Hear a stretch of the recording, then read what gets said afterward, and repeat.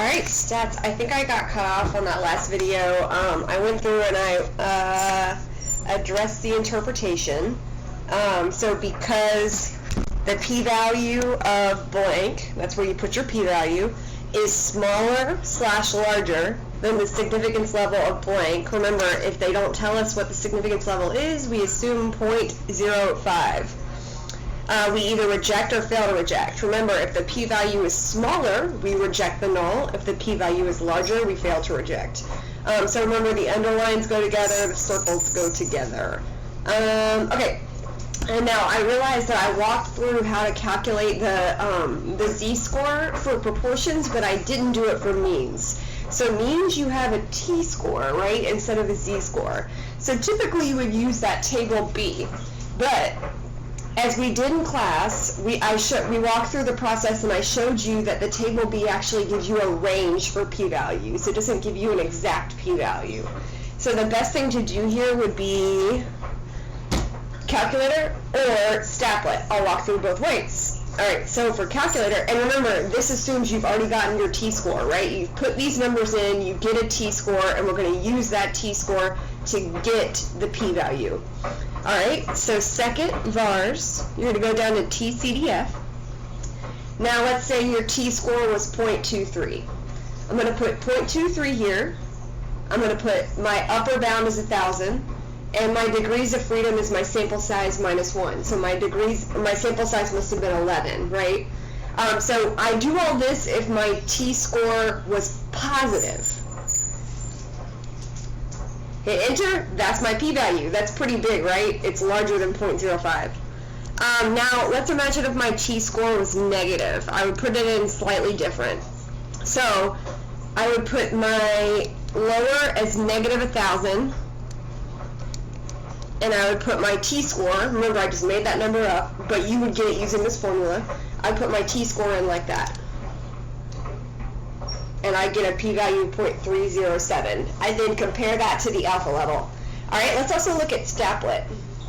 This is for students that don't have a TI-84. If you go to statlet.com, here are all the functions that you could do with the TI-84 calculator. Alright, so you go down to simulation-based inference right here. No, I'm sorry, you keep going down to traditional inference. A one-sample t-test for mean is what we're doing, so that's where you would click. Now for your input, it depends on what you have. We would probably have the mean and standard deviation, so let me just put in some numbers just to illustrate how we would do this. I'd hit begin analysis. So this would be your x-bar, your standard deviation, and your sample size. Alright, so your procedure is a one-sample t-test, we already know that, and our alternative hypothesis. So we're going to put the null here. Let's say my null is 12, and we got an x-bar of 10, so pretty close. Alright, here's my one-sided, and here's my two-sided. So let's just select two-sided as my alternative hypothesis. I'm going to perform inference, and it's going to give me the t-score and the p-value. So that's a very small p-value, right? So we would reject the null hypothesis. Alright, that's it for the sheet. Now we're going to move on to this sheet here, which is the last page of the graphic organizers. Alright, so before we were dealing with one sample test for proportion and means, this is now two sample. So we have two samples. Alright, we're going to deal with confidence intervals on this side. So let's go through confidence intervals all the way through for proportion and means, and then we'll go through significance tests. Alright, so for confidence intervals, you're going to state the parameter you want to estimate, right? So we are either going to have a difference in proportion or a difference in mean, right? Alright, so the parameter that I am trying to estimate is P1 minus P2. Notice there's no hats, right? We want the difference of the true proportions. Or mu1 minus mu2. We want the difference in the true means, not the x-bars. Alright, confidence level, we've already discussed that. That's our 95, our 97, our 99, whatever the problem tells you. Alright, so in your plan portion, you're going to name your inference method, which is the test we're running. So, to sample blank interval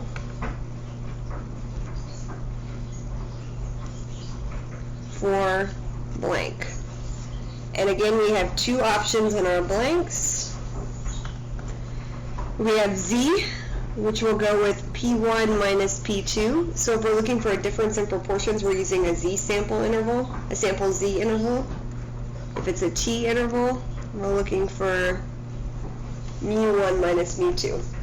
So those would be the names. If you have Z in here, you have P1 minus P2. If you have T in here, you have mu1 minus mu2.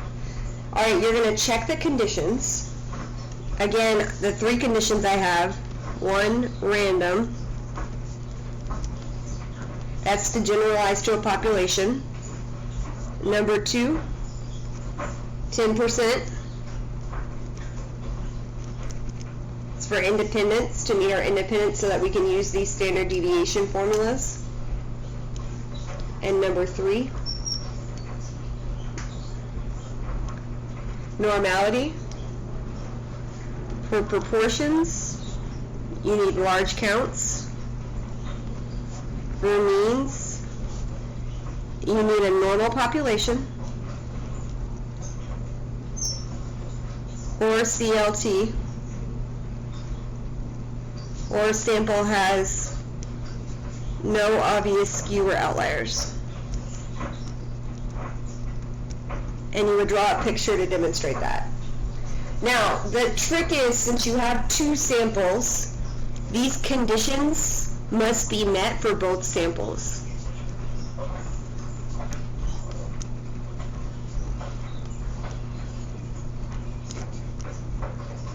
So you must check them for both samples. So you're going to have 6 points, right?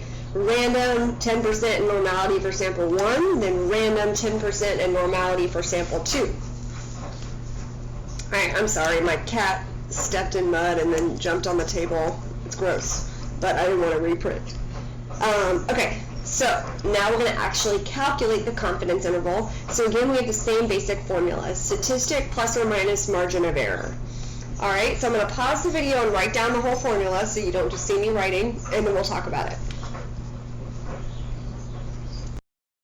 So here I have the difference in proportions confidence interval and the difference in means confidence interval. These should look pretty familiar because it's the same sort of thing, we're just dealing with differences now. So instead of just one p-hat as your statistic, you have the difference in both of your p-hats. So p-hat 1 minus p-hat 2 plus or minus the margin of error. The margin of error is Z star, and if you don't know how to calculate Z star, go back to the previous video because it's the same way to calculate Z star as we did earlier, times the square root of, now this should seem familiar, p-hat 1 times 1 minus p-hat 1 over sample size 1 plus p-hat 2 minus 1 minus p-hat 2 over sample size 2. So basically the main things that you need here are your sample proportions in both of your samples, your sample size, and your Z star.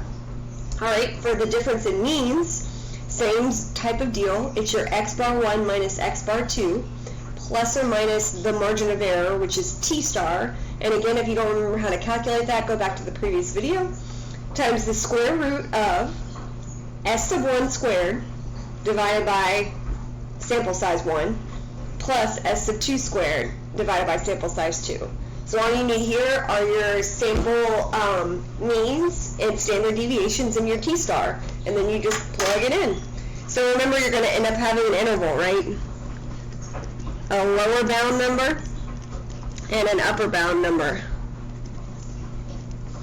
So you could end up writing it like an ordered pair at the end, the lowest number, comma, the highest number, right? The plus will give you the upper bound, the minus will give you the lower bound. Alright, let's go ahead and write the sentence stem. Alright, I wrote the sentence. I was writing really fast. I kept making errors. I'm sorry for all the scratch outs. Alright, we are blank % confident, and remember that just comes from our confidence level in the problem. So if it's a 95% confidence interval, then we are 95% confident that the interval blank to blank, so lower bound number and upper bound number, captures the true population difference in means or proportions, whatever type of problem this is, of context. And here's where you talk about what those numbers mean. So like difference in grade averages for two classes, something along those lines. You use the information given in the problem. All right, we are done with that. Let's get on to our last test, which is difference in proportions and means significance test. All right, a lot of this is just going to be review. The main part of this graphic organizer is for you to get the formulas down. All right, so you're going to state your hypotheses, right? So you're going to have an alternative, and you're going to have a null. And remember, it's going to be something along the lines of P1 minus P2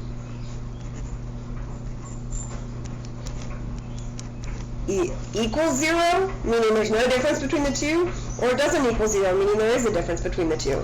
Just remember, when you're writing your hypotheses, you always need to use the population parameter, right? So you need to use P or mu, not P hat and not X bar. All right, define the parameter. You're just going to use context in the problem. So for example, I might say where P1 represents the proportion of women in STEM careers in the Northeast, and P2 represents the proportion of women in STEM careers in the South. You have to use context to define what these numbers mean. And then you're going to state the significance level using that alpha, right, the Greek alpha level, and if they don't give it to you, you know it's 0.05. All right, our inference method, we're going to name our test. We have two samples, right? So it's a two-sample blank test for blank. Again, we have the letters Z and T. Z is for proportion differences, and T is for mean differences. So if you have a Z in the first blank, you should have P1 minus P2 in the second blank. If you have T in the first blank, you should have mu1 minus mu2 in the second blank. All right, check conditions. I'm just going to put same as confidence interval. These are the conditions that we've been reviewing the entire time. Remember, it has to be met for both populations. So you're going to run 3 tests 2 times, so 6 tests altogether. All right, calculate the p-value. I'm going to pause and write out the formula so we can go through it. Okay, I wrote everything out, but I don't have much room here. I wanted to use this just as a quick reference guide, so I'm sorry it looks crowded. Alright, so for the first one is the z-score formula for difference in proportions. So we have our statistic, which is the difference in our p-hats, minus the parameter, which is our difference in our p's, all over the standard error. Now, here's the confusing part, this p-hat sub c. So this formula is meant to draw your pooled p. So your pooled p is a combined p with p hat 1 and its sample size with p hat 2 and its sample size. And that's because we have to operate under the assumption that the null is true. And usually what the null hypothesis is that there is no difference in the samples. So if there's no difference in the samples, then the p hat should technically be the same number, right? So this is the formula for our pooled p. In the numerator, it's n1, sample size 1, times p hat 1, plus n2 times p hat 2, all divided by sample size 1 plus sample size 2. That's how you calculate your pooled p, and you plug that in right here. So you're going to have the same number in the numerator here, and you'll divide it by your 2 sample sizes. All right. Now your T formula right here, statistic x bar 1 minus x bar 2 minus mu1 minus mu2, so that's your statistic minus your parameter, all divided by your standard error. I kind of bled into these instructions right here, so I did a little arrow. This is what this says. S sub 1, so your standard deviation for the first sample, squared divided by the sample size for for sample 1, plus S2 squared divided by the sample size for sample 2. Let's quickly talk about the conclude piece. Again, the same. If the p-value is less than the alpha, you reject the null. If it's greater, you fail to reject. This sentence stem is exactly the same. The only difference is that we're adding the true difference in means or proportions. So it's a difference, not just mean or proportion, right?